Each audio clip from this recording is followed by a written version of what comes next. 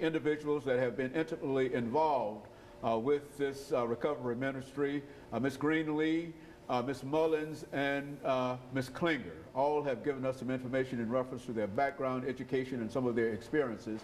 And now Ms. Mullins has agreed to give us some information in reference to the house itself. That is, some of the individuals who are involved and et cetera, that kind of information. And then Ms. Greenlee and Ms. Klinger will continue that kind of discussion. Thank you, Dr. Haney. I just wanted to say, you know, for years myself, I am a graduate of the program, and in 1996 was the last time that I went to prison. And before that, there was nothing for the woman that was on the street. And when I went to prison for the last time in 96, in 97, I heard about this program that a priest was running, and that was Reverend Becca Stevens. She's the founder of Magdalene. And when I was accepted into the program, I went and I just couldn't believe that there was a place that lavished us with, you know, everything that we could ever want to start over. And that was her whole plan, to love on us and let us know that we could. She motivated, inspired, and encouraged us to claim our lives back, you know, from just being on the streets. And I had lost custody of my children, and I worked through all of that and got my back custody. And after staying in this program for 2 years, it was like, I just wanted to let everybody know. And me and Clemmy were partners in crime, so to speak. And we had always said that if we found a way out of that madness, that we would come back and get each other. If she got out first, she would come back and get me. If I got out, I would come back and get her. And that's what I did, because I told Becca, I said, there's so many women that are believing the lie that there's no way out.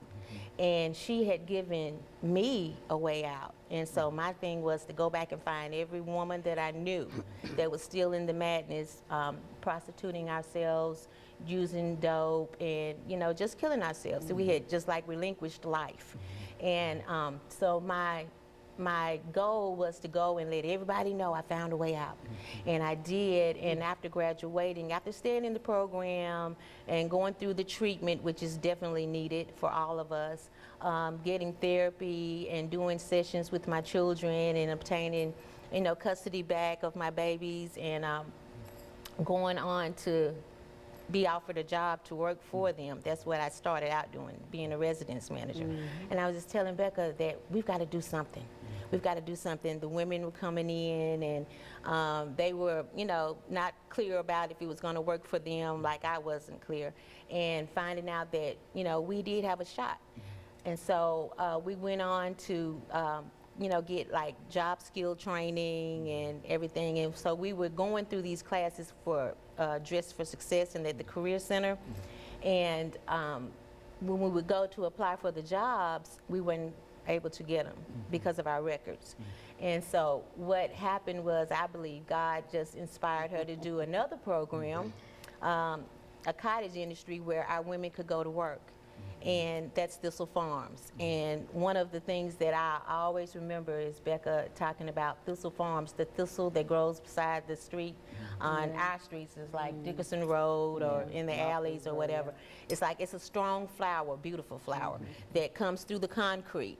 And you know what I'm saying, it turns into a beautiful flower. And that's what happens with our women once they come in and go through the, you know, the various groups that we have for them, and they get therapy and they get back on track as far as being responsible people in the, you know, in society.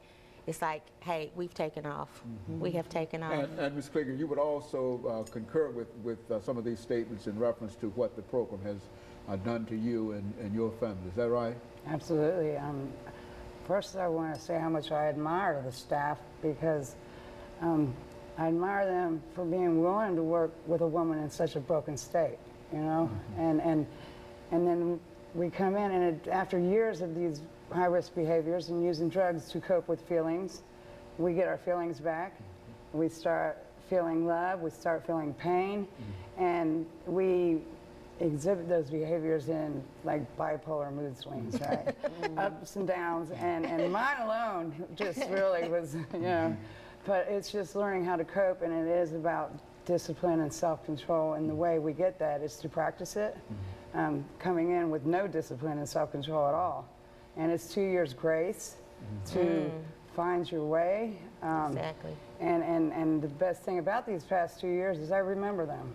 I remember the joy, I remember the pain, I remember a lot of, I was able to figure out where the trauma came from and put timelines on where I went wrong and where I strayed wrong and the bad choices, and I've been able to make good choices. So. Very good. And of course, Ms. Greenlee, you would concur with that in terms of your own experience, would you not? Yes, I mean, you know, coming up from my lifestyle in and out of jail, juvenile, prison, from the time I was 12 to the time I was 42 years old.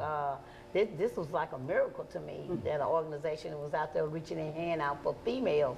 You know, I found out that I had been arrested over 200 times during that period in my life, and that was scary for me. But today, I give all glory to God, of course, but I give everything to this Magdalene program for me to be where I'm at today. And it has helped a lot of women. Is that what we're saying? A lot of women have come through the program.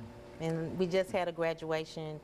We have a graduation every year since I was in the first group of women. We started with 5 women, and I was one of the first 5. And since '97 to 2012, we've had about 12 classes. So the program's about 15 years old. Exactly. Is that right? About 15 years old, and it's still doing some awesome. And it's And doing. the thing about Magdalene is that it doesn't receive any state or federal funding, and it's working, and it is thriving. You know, without no state or federal funding, we depend on sales of the 86%. products and charitable contributions. And you've got some products that you wish to sell, and I think that what we'll talk about during this next segment, we've got 10 minutes after this segment to give you an opportunity to talk about how this organization is supported, because we know that in the environment in which we live today, that there is so much cutback in terms of social programs and et cetera. Right. But I think that you have found a method whereby you can support all of these women and be quite prosperous in terms of doing so.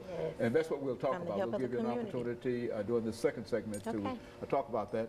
And I think we've got about 20 seconds before that ends today, but I just want all 3 of you to know that we appreciate you coming by, because I might not have an opportunity to say this during the last segment, but that you're giving us some real information and you're giving encouragement to a large number of women this morning. And of course, we'll be back with our audience following this very, very short commercial break.